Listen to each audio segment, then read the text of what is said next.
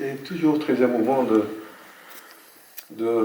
quand il y a une reconnaissance, de s'adresser au public comme ça. Vous êtes nombreux, formidables, et puis il y a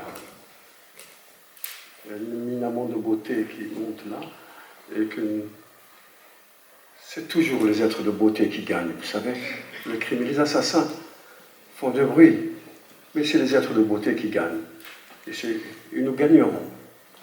Merci à la présidente du jury, merci aux membres du jury, merci à mon juge, merci à toutes celles et tous ceux qui ont fait que je sois là aujourd'hui parmi vous, devant vous.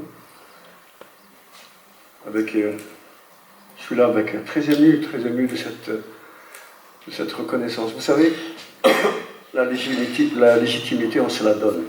Nous sommes légitimes, parce que nous sommes au monde. Nous sommes des êtres humains, nous sommes légitimes. La reconnaissance, quand elle vient, ça fait plaisir, ça nous fait du bien.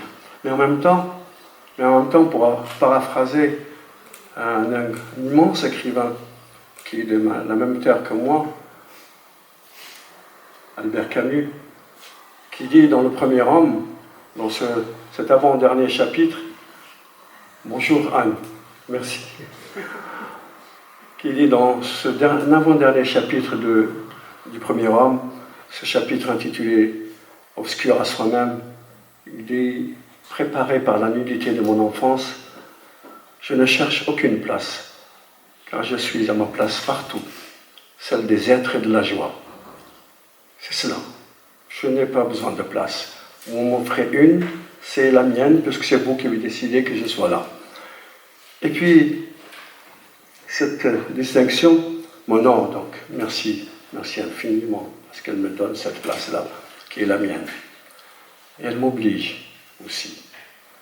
Elle m'oblige donc de porter les voix qui me ressemblent, ceux qui, aujourd'hui, un peu partout, et si vous voulez qu'on parle particulièrement de l'Algérie, sont en train de se battre contre des pouvoirs illégitimes,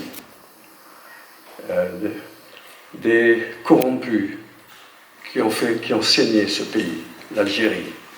Mais il n'y a pas que l'Algérie, il y a d'autres pays, il y a d'autres femmes, hommes et enfants qui n'ont pas de toit en ce moment-là où nous sommes ensemble, qui n'ont pas de quoi manger, qui n'ont pas d'eau courante. Il y en a beaucoup dans le monde. Il suffit juste, comme dirait le poète, de sortir de chez soi pour rencontrer le monde. Et le monde est déjà devant notre porte. Alors donc une pensée particulière, si vous me permettez, pour les Algériennes et les Algériens qui se battent contre ce pouvoir corrompu, ces dirigeants qui emprisonnent de jeunes Algériens parce qu'ils ont le drapeau d'un nazir alors que c'est une terre berbère, et que toute l'histoire de cette terre n'est que cela. Bien entendu, dire berbère, ça veut dire africain, ça veut dire méditerranéen. Et avec tout ce que cela suppose comme présence depuis la Grèce, passant par Rome, et les Arabes bien sûr, mais pas seulement, les Phéniciens et d'autres, les Espagnols, les Français. Je suis issu de cette terre. Je suis issu de la terre de Saint-Augustin, l'évêque d'Hippone. Vous savez, la chrétienté européenne a été fondée par la chrétienté d'Afrique. Augustin, Tertullien, Cyprien, je suis leur descendant.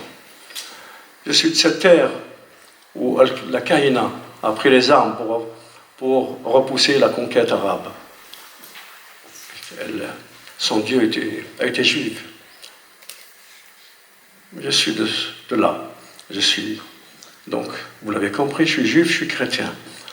Je suis de Abdelkader, le résistant là, à la conquête française, et qui a dit, dans un de ses poèmes très connus, Aya ana man akun illam akun anta, waya anta man takun illam takun ana. Qui suis-je si je ne suis pas toi? Et qui es-tu si tu n'étais pas moi? Nous sommes au 19e siècle, en 1860. Un siècle avant Hannah Arendt, Abdelkader l'Algérien parlait de la présence de l'autre. Je suis de cette terre qui a vu ces femmes, ces hommes, la nourrir. Et c'est eux qui me nourrissent. Donc vous l'avez compris, je suis juif, je suis chrétien, je suis musulman. C'est à ce prix-là que je suis musulman. Mais je suis tout autre chose. Je suis un homme parmi les hommes d'une faiblesse inouïe parce que c'est notre être d'être faible. Et je suis venu par la grâce de ma mère, la littérature, elle m'a mis au monde une première fois à Oran. Je suis le premier né dans une clinique. C'est extraordinaire, naître dans une clinique. Vous ne pouvez pas imaginer ce que ça veut dire. Tous les autres sont nés à la maison dans des conditions très difficiles. Et lorsqu'elle est morte, lorsqu'elle est décédée, j'ai commencé à écrire la littérature. Vous avez vu, cette femme m'a donné vie 2 fois. L'homme que je suis, une première fois, l'écrivain que je suis, une seconde fois. Et merci à cette mère analphabète qui m'a donné un sein aimant pour me nourrir. Merci à mon père aussi, ce vieux père ouvrier. Quand je lui ai ramené une note 0,9 sur 20, il me donnait une gifle. Je dis, mais c'est 9, il me manque 1 point pour la moyenne. Il a dit, non, c'est 0. Voilà, il a fait de moi ce que je suis. Et, pas seulement eux, toutes les femmes et tous les hommes que j'ai croisés sur mon chemin m'ont fait grandir.